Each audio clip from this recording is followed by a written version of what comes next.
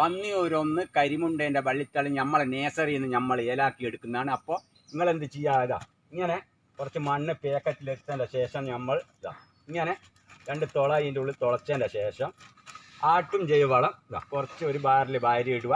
ഇങ്ങനത്തെ തണ്ടില്ലേ, ഈ തണ്ടാണ്, ഇത് പന്നിയൂരൊന്നിൻ്റെ ആണ്. പന്നിയൂരൊന്നിൻ്റെനാണ് കൂടുതൽ കായ് ഫലം. നമുക്ക് മെരട്ടൂടെ പാടുന്നതാണ്, കണ്ടത്തെ കൂടി പാടുന്നതാണ് നമ്മൾ എടുക്കുക ഫസ്റ്റ് ക്വാളിറ്റി. അതിങ്ങനെ 3 തണ്ടാണ് നമ്മൾ ഇങ്ങനെ കുത്തുക. ഇതാ 3 തണ്ട് വെച്ചിട്ട് ഇങ്ങനെ ആക്കി എടുക്കുക. കഴിഞ്ഞിട്ട് ഇവിടെ ഇങ്ങനെ വെക്കുക.